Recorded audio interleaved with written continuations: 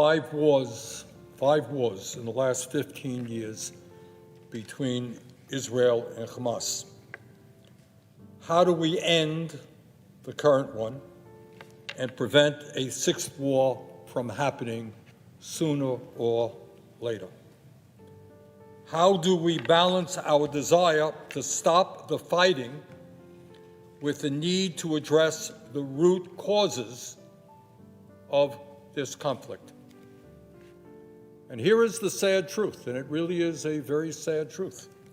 For 75 years, diplomats, well-intentioned Israelis and Palestinians, and government leaders all over the world, including presidents of the United States, have struggled to bring peace to this region. And during that time, among many other things, an Egyptian president and an Israeli prime minister were assassinated by extremists. You know why? Because they tried to bring peace to the region. This is an incredibly difficult and complicated issue, and nobody has any simple solution to it. Madam President, as one of the first members of Congress to call for a humanitarian pause to the bombing, I have been very encouraged to see that pause finally happen over the last 5 days and to see its extension earlier this week. That is a very positive development. This temporary ceasefire has brought some relief to Gaza and to the families of the more than 100 hostages released so far. The break in fighting has led an average of 200 trucks per day to enter Gaza, carrying desperately needed food, water, medical supplies, and the fuel necessary to distribute aid, pump water, and run hospitals and bakeries. While this is only 40%, and people must recognize this, before the war there were 500 trucks coming in a day. Now there are 200. It is still a very substantial improvement over where we were a few weeks ago. Madam President, it seems to me that our job now is to keep working to extend this window further and to get more aid in and to get more hostages out. More aid in, more hostages out. Right now, critical talks are underway that will hopefully provide the United Nations the time it needs to establish a sustained humanitarian operation that can meet people's basic needs and provide shelter and medical care. And let us be clear, the needs in Gaza are beyond enormous. Madam President, for those of us who want not only to bring this war to an end, but to avoid future ones, we must first be clear-eyed about the facts. On October 7th, Hamas, a terrorist organization, unleashed a brutal attack against Israel, killing about 1,200 innocent men, women, and children, and taking more than 200 hostages. No one in the U.S. Senate, no one in Congress denies that Israel has the right to respond to that murderous attack. Unfortunately, however, under the leadership of its right-wing Prime Minister Benjamin Netanyahu, who is under indictment for corruption and whose cabinet includes outright racists, Israel unleashed what amounts to almost total war against the Palestinian people. Israel's widespread bombing has left nearly 15,000 people dead. That's in a 7-week period.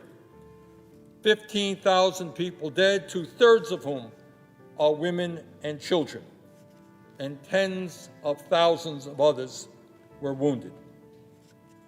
Israel's military campaign up to this point, according to UN estimates, damaged or destroyed 45 45% of the housing in Gaza, 45%, and displaced nearly 1.8 million people. The Israeli attacks up to this point have killed 109 United Nations workers and left millions of Gazans on the brink of starvation, lacking medical care, electricity, or fuel.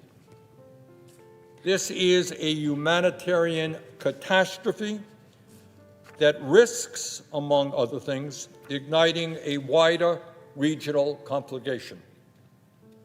We all want this horror to end as soon as possible. To make progress, however, we must grapple with the complexity of this situation. First, Hamas has made it clear, before and after their October 7th attack, that its goal is perpetual warfare and the destruction of the State of Israel. Several weeks ago, a spokesman for Hamas told the New York Times, and I quote, "I hope that the state of war with Israel will become permanent on all the borders and that the Arab world will stand with us." End quote. Let me repeat it. This is a Hamas spokesman, quote, "I hope that the state of war with Israel will become permanent on all the borders and that the Arab world will stand with us," end quote. So that's the first point. Second point is, if we go back a little bit in history, we understand that Israel has done nothing in recent years to give hope for a peaceful settlement, maintaining the blockade of Gaza, deepening the daily humiliations of occupation in the West Bank, and largely ignoring the horrendous living conditions facing Palestinians. Massive poverty existed in Gaza before October 7th. Something like 70% of the young people in Gaza were unemployed. How is that for a reality in terms of despair and hopelessness? Those are the conditions that existed before the Israeli attack. Needless to say, Madam President, I do not have all of the answers to this never-ending tragedy. But for those of us who believe in peace and for those of us who believe in justice, it is imperative that we do our best to provide Israelis and Palestinians with a thoughtful response that maps out a realistic path to addressing the reality we face today.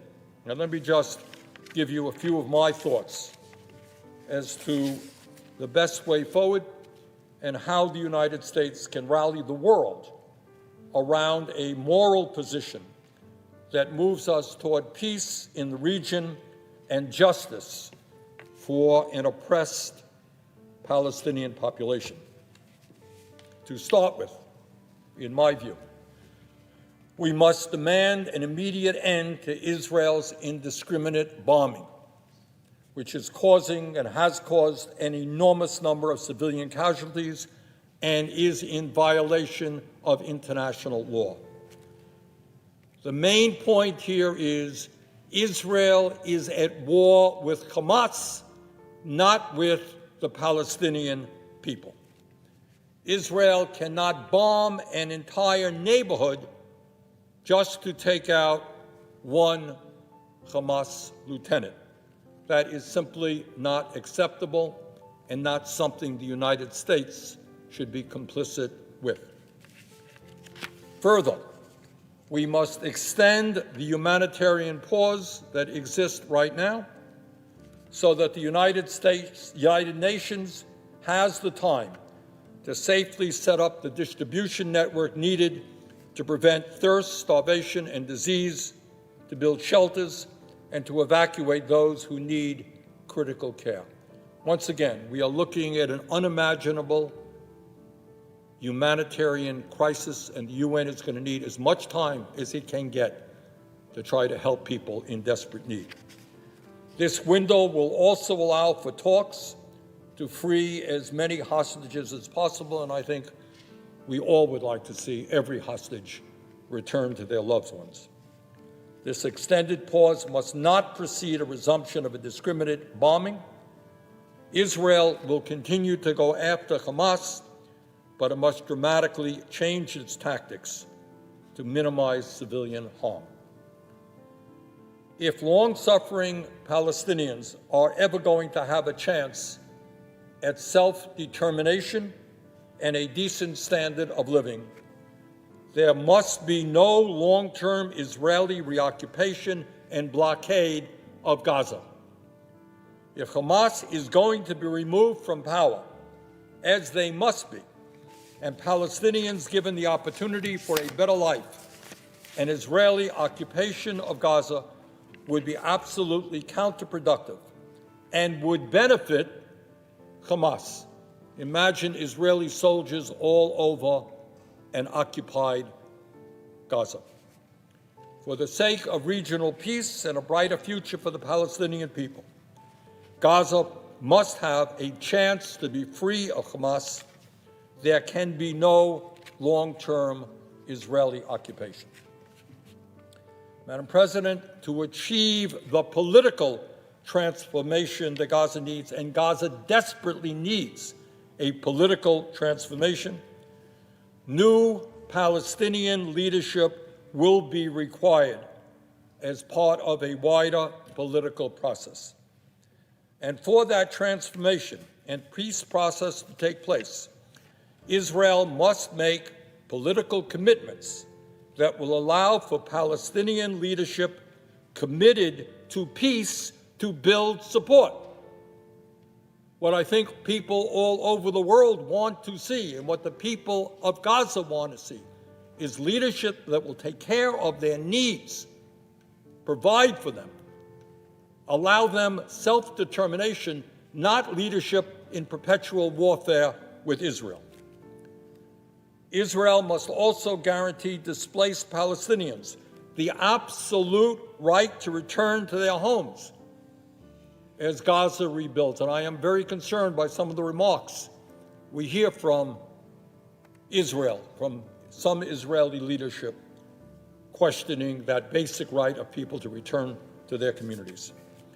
People who have lived in poverty and despair for years, as people in Gaza have, cannot be made permanently homeless. Israel must also commit to end the killings of Palestinians in the West Bank and free settlements there as a first step to permanently ending the occupation. Those steps will show that peace can deliver for the Palestinian people, hopefully giving the Palestinian Authority the legitimacy it needs to assume administrative control of Gaza, likely after an interim stabilization period under an international force. Finally, if Palestinians are to have any hope for a decent future, there must be a commitment to broad peace talks to advance a new two-state solution in the wake of this war. The United States, the international community, and Israel's neighbors must move aggressively toward that two-state goal. This would include dramatically increased international support for the Palestinian people, including from wealthy Gulf states. It would also mean the promise of full recognition of Palestine pending the formation of a new democratically elected government committed to peace with Israel. Let us be clear, and I think, Madam President, this is the main point that I want to make this evening, that we should be clear that all of this is not going to happen on its own. Left alone, sad to say, Israel is not going to bring this about. Prime Minister Netanyahu's Likud party was explicitly formed on the premise that, quote, between the sea and the Jordan River, there will only be Israeli sovereignty, end quote. And the current coalition agreement reinforces that goal. This is not just ideology, this idea that Israel has the right to control everything between the sea and the Jordan River. That's just not ideology. The Israeli government has systematically pursued this goal.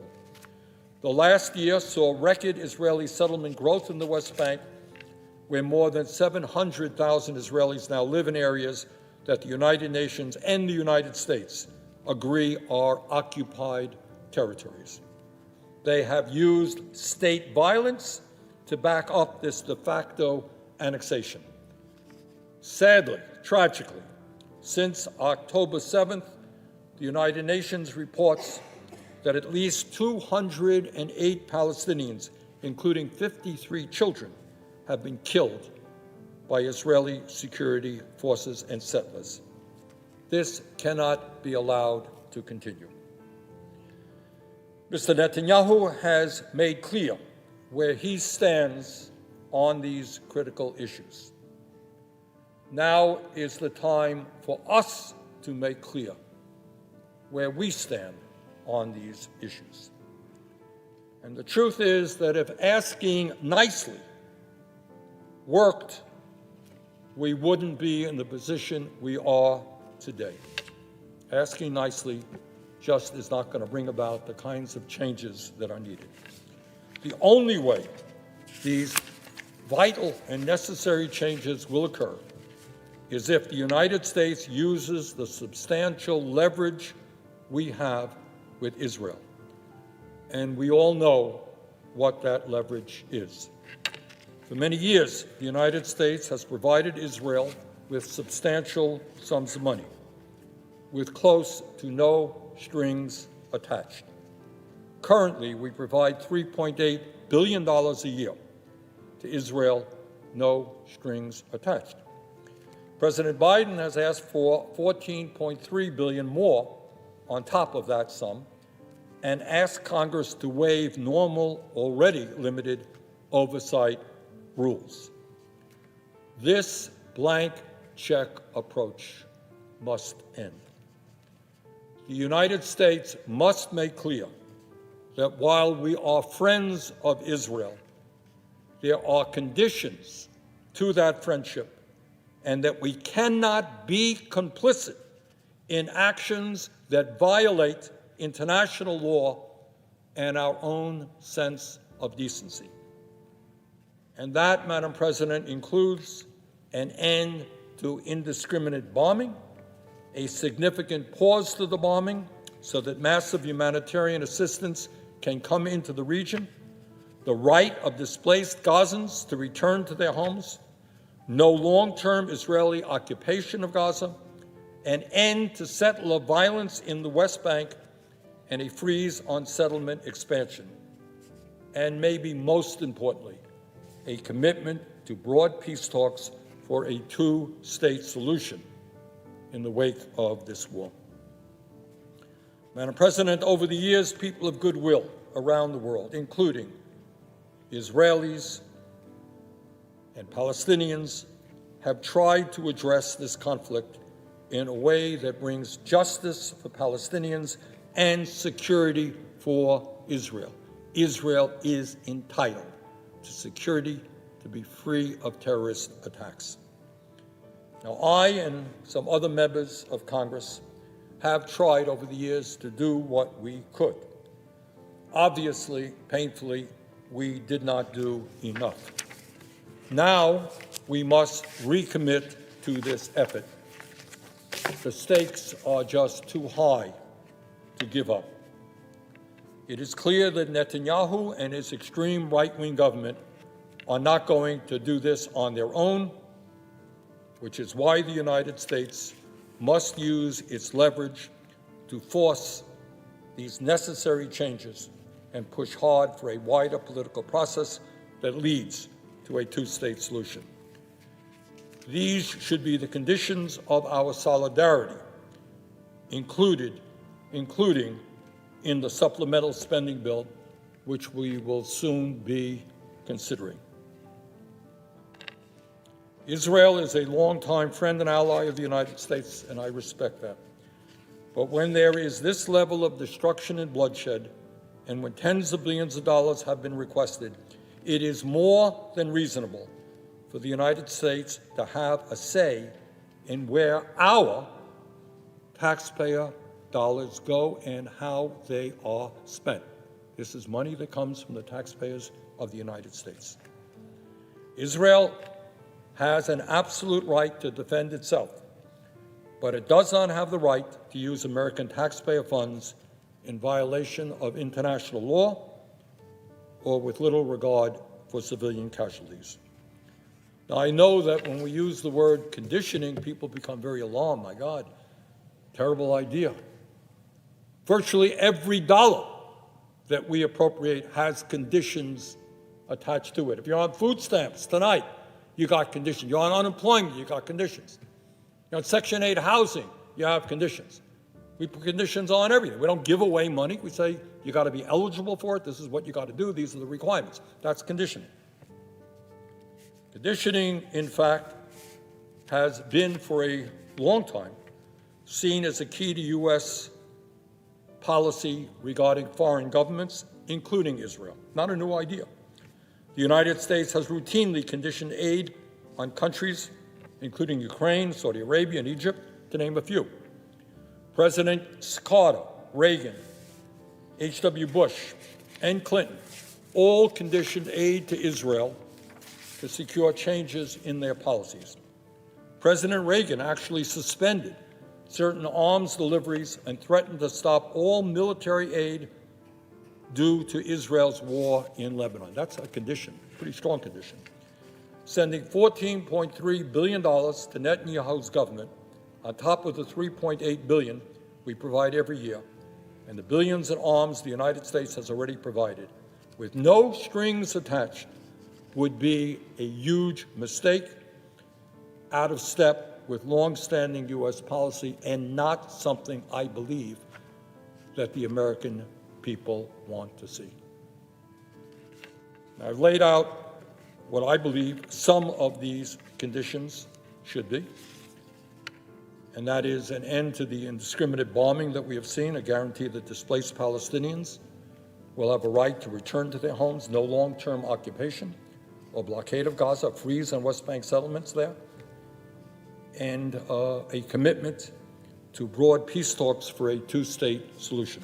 Those are some of the conditions that I think we have more than a right to demand when we provide money to Israel. Finally, Madam President, let me end this on a personal note. There is no question that people all over this country have strong disagreements on the war and some of the issues that I have been discussing tonight. And that is what is part of the democratic process. And in a democracy like ours, it is natural that these issues be debated and people have different points of view. But what we cannot do under any circumstances is turn to violence because of our differences. Not the violence and not the bigotry. And I have to say that tragically, in my home state of Vermont, in the city that I live, city of 40,000 people, Burlington, Vermont, we have experienced this form of violent hate. And just as I'm sure you know, a few days ago, 3 young men, lovely young men, going to college, celebrating Thanksgiving in Burlington, Vermont, were shot. And one of them is in very serious condition.